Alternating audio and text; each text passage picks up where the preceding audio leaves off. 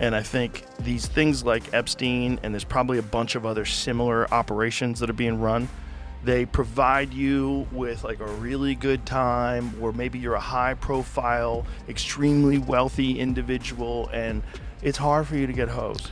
And some guy tells you, hey, we've got everything covered. You know, you come to my island, nothing, you know, what happens on the island stays on the island. Breaking news right now, disgraced financier Jeffrey Epstein has taken his own life while he was behind bars here in New York City. Epstein was facing trafficking charges. There's too much circumstantial evidence that leads me to believe that it was an assassination. You know, I know a lot of people think that he could, so a lot of very smart people that I know think he committed, but I'm like, there's too many convenient things. The cut wires, the security cameras rather, not working. They weren't cut, right? They just stopped. They didn't function. Security cameras didn't function. The fact that he had shared a cell with this giant former cop. Everyone thought the Epstein mess was finished. Just another ugly chapter buried under non-stop headlines and forgotten with time. But that silence didn't last long, because out of nowhere, Paris Hilton's name popped back up. And this time, it hit different. She's not being mentioned on the sidelines, not tucked into the fine print. These new documents put her right in the middle of a story that clearly isn't done yet, and that's what's making people uneasy. According to the files, this wasn't some random overlap. It points to a circle that's still scrambling to stay out of the spotlight. And if those records are legit, Paris isn't the only one feeling that pressure right now. The real issue isn't just what happened years ago, it's what might still be getting swept under the rug today. This all reignited after one interview just weeks back. Hilton sat down with the Times and brushed everything off like she always does. I don't even remember ever meeting her, she said, talking about Ghislaine Maxwell, the same woman who allegedly once pointed at Hilton in a packed room and said she'd be perfect for Jeffrey. But here's where it gets sticky. The photos exist. A 2000 shot from the Ann and John fashion show in New York shows a 19-year-old Hilton standing between Maxwell and Donald Trump. Spoiler alert, season 2 is on the way, so in the end, he obviously didn't himself. Just like Jeffrey Epstein. Shut up! I know he's your friend, but I don't care. The Justice Department has finally released some of the highly anticipated Epstein files. More than 300,000 pages of documents related to the late convicted sex offender were made public today. They include photos, flight logs, grand jury testimony, and a lot of heavy redaction. Smiling, connected, fully in the mix. The timing couldn't be more reckless. Just last Friday, the Department of Justice unloaded thousands of pages tied to the Epstein investigation, and some of them were barely censored at all. Every page felt louder than the last, and the details were straight up disturbing. One document stood out fast. A 1996 FBI complaint from an artist who said Epstein stole private images of her family members and then threatened to burn her home down if she spoke up. Her name was blocked out, but attorneys later confirmed it was Maria Farmer.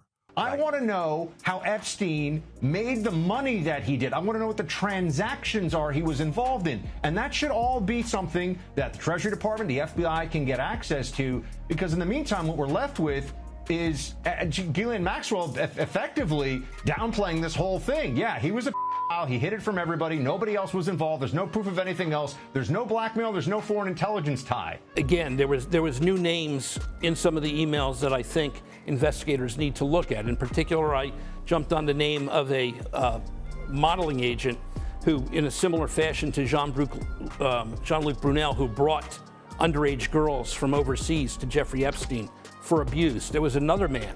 What was interesting about this other individual is that he also apparently provided young models for Donald Trump's modeling agency. One of the very first people to warn authorities about Epstein. That file proves one brutal truth. The system knew back then. And if officials knew in 1996, who else was sitting around while those warnings got ignored? Now let's circle back to Hilton, because while she keeps acting like she can't remember anything, the paper trail says otherwise. Christopher Mason, the composer featured in the 2020 docuseries Surviving Jeffrey Epstein, didn't just make this up for attention. He described a moment where Ghislaine Maxwell was actively scanning a room for young women, locked eyes on Hilton, and allegedly said, God, she'd be perfect for Jeffrey. Breaking right now from the New York Times on Donald Trump and Jeffrey Epstein. They think they've got him this time. They've really got him this time. Here are some highlights. Hold on a second. My team's sending me the name of the article. It's Don's Best Friend: How Epstein and Trump Bonded Over the Pursuit of Women. And Left Wing X is going nuts over what's in this article right now. Seen dozens of new photos we haven't seen before of Epstein and Ghislaine Maxwell with very high-profile people, celebrities, people like Mick Jagger and Michael Jackson, like you showed, also like British royalty and actors. All of that we sort of knew was happening. I'm going to highlight specifically two for the public interest, and that is President Clinton and President Trump. A friend who was there that night backed up the story. So when Hilton laughs it off and calls herself good clickbait, people have to ask, does she really not remember, or is she betting everyone else wants to forget? Apparently not everything. We've got indications from the Department of Justice that there are things that are going to be withheld, at least, or handed out at a later date. Now, the law in this case that was passed by Congress and signed by President Trump required that all the Epstein files be released by midnight tonight, Friday, December 19th. So first, I think we just have to say, and you set it up well, there are two real storylines here. One is what is in these files that we can see and that we can actually learn.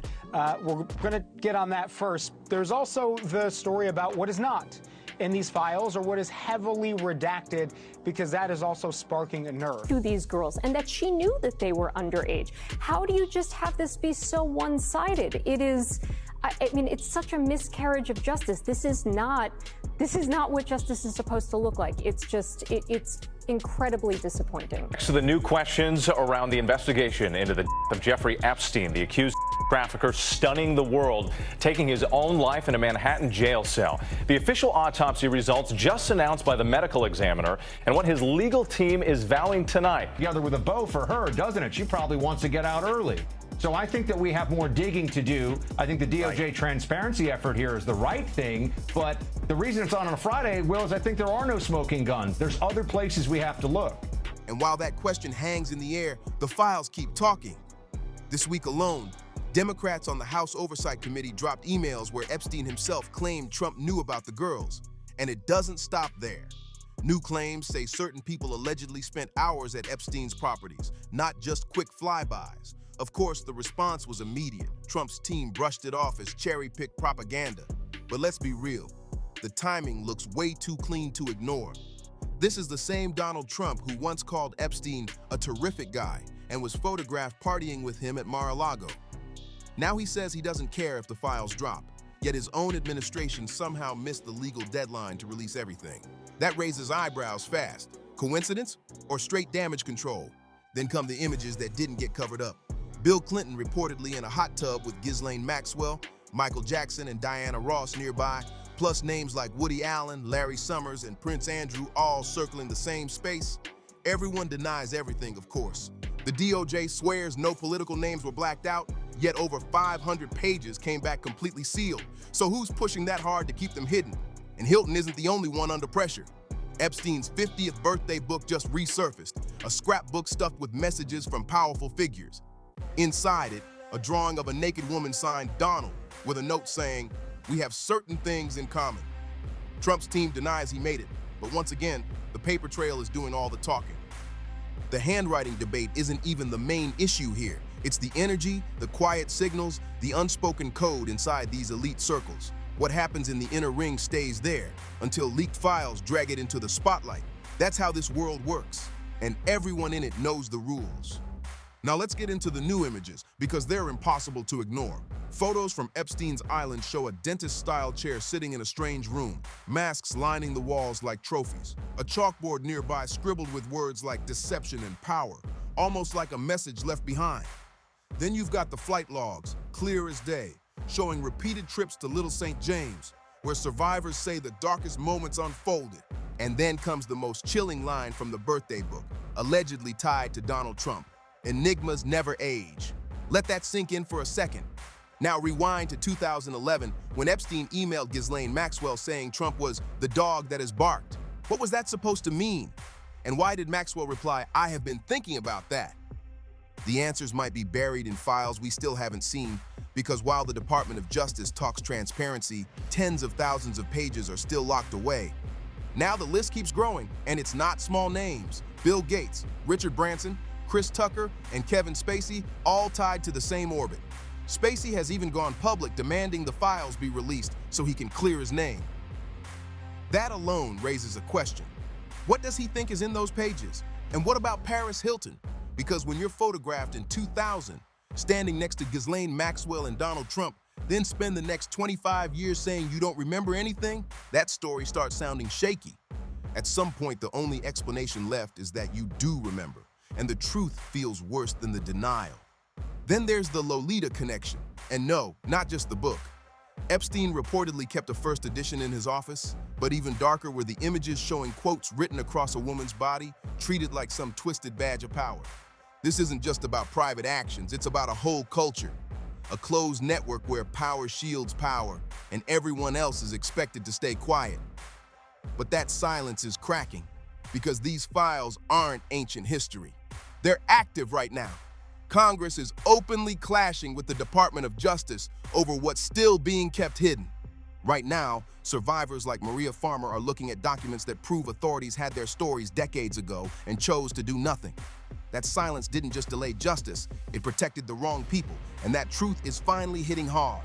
Right now, Paris Hilton is watching her carefully built image crack under the weight of one photo and a composer's testimony that refuses to fade away. And right now, buried inside those fully blacked out pages, there are still names we haven't heard yet, names that truly believe they'd never be exposed. So when Hilton says she doesn't remember, what she's really saying is, I don't want to, and when Donald Trump calls the files a hoax, the message feels clear. Keep your eyes somewhere else. But the files are out, the photos are public, the emails are circulating, and if Epstein's world taught us anything, it's that the truth never stays buried forever. It just waits for the right moment. And this is that moment. Because the next document drop isn't some future threat. It's already here. If the last release shook the foundation, the pages we still haven't seen could tear the whole thing apart. The deeper people dig, the clearer it gets. This wasn't random chaos. Epstein's circle operated like a system, and systems have rules. One rule mattered most. Silence wasn't just golden, it was currency. Look at the financial ties alone. Party photos, polished smiles, stiff poses at charity events, all of it tells a story they hope no one would ever connect. But the real story isn't in the photos, it's in the ledgers. Epstein didn't just know powerful people, he funded them, he covered for them, and in some cases, he had leverage over them. Once you follow the money, the same names start popping up again and again, and that's not random, it's transactional. Let's go back to that birthday book, because this wasn't some cute scrapbook. Epstein's 50th birthday book was packed with sketches, private jokes, and personal notes straight from the elite circle. We already broke down the drawing tied to Donald Trump, but there's more people keep skipping over. Look at the other signatures, the other messages. There's a note tied to Bill Clinton that looks harmless on the surface, sure, but why is it even there? Clinton's team has spent years saying his connection to Epstein was minimal, accidental, nothing serious. Yet his message sits preserved in Epstein's personal collection, right next to artwork that raises way more questions than answers. And then there's the check. Maybe it's a prop photo, maybe not, but it shows Epstein handing over $22,500 to Trump signed boldly with a caption that reads, "Early talents with money plus women." That's not a joke. That reads like a resume. And the money trail doesn't end there. Newly released documents include pages and pages of flight logs. Not just quick trips, not just business hops, but repeated movements tied to Epstein's private island, all stacking up in ways that are impossible to ignore. Those flight logs don't just show trips, they show patterns, not one-offs, not accidents, but repeat appearances by the same people, over and over again. Some names jump right out, like Bill Clinton, Kevin Spacey, and Chris Tucker. But others are quieter. The ones who never had to explain anything because their names stayed buried under redactions or drowned out by the noise. These aren't random figures either. We're talking former corporate heads, media power players, tech billionaires, people who built massive empires while moving like they were untouchable. The logs don't just accuse, they reveal repetition. And repetition tells a story that excuses can't erase. Then there are the emails, and not the ones everyone already argued about. These are messages that barely made headlines, where Epstein isn't just gossiping, he's negotiating. One 2011 exchange shows him casually referencing the usual arrangements for an upcoming island visit with a then-sitting governor. No details spelled out, just implication. The response? I'll make sure it's discreet. Discreet. That word keeps popping up for a reason. In Epstein's circle, discretion wasn't about privacy. It was about cover. It was about leaving just enough space to deny everything later. And here's where it gets even more unsettling. Because the files don't only show who was there, they start revealing how the system stayed protected for so long. These files don't just expose who showed up, they reveal who protected the whole operation. One 2006 memo from Epstein's legal team lays it out cold. A strategy to silence potential whistleblowers using financial payouts and legal pressure. That's not theory, that's a written playbook. And it worked for years because when you've got elite lawyers, deep connections and leverage, the truth doesn't just get buried, it gets wiped. The people who could have spoken up were boxed in. Some were paid off, some were scared quiet, and others were slowly erased from the conversation altogether. That's how power cleans up its mess. Now let's talk about the island, because Little St. James wasn't some private escape. It was a central hub. The newest document drop proves it. This goes way beyond the dentist-style chair or that chalkboard filled with creepy word pairings. We're talking about guest ledgers, real records listing visits from politicians, celebrities, and a few names that'll make your stomach drop.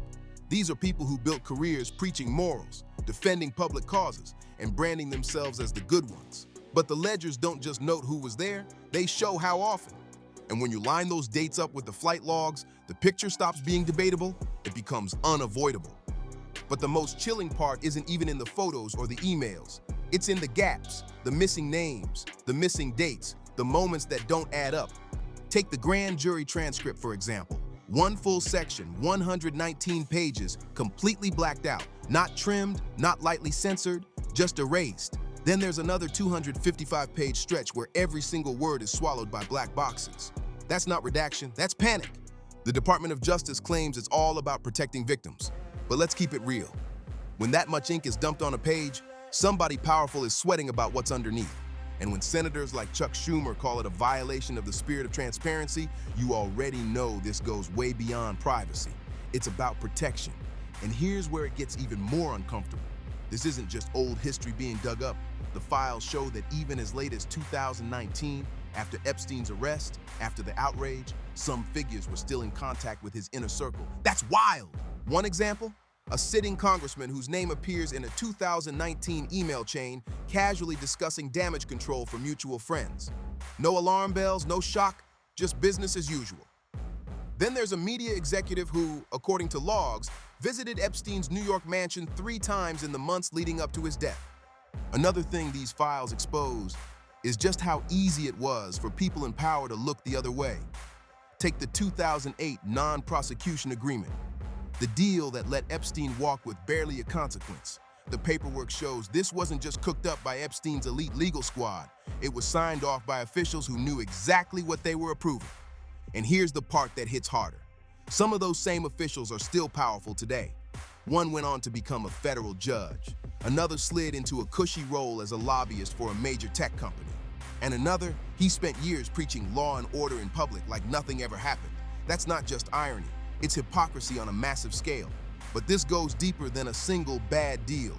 This is about the culture that allowed it.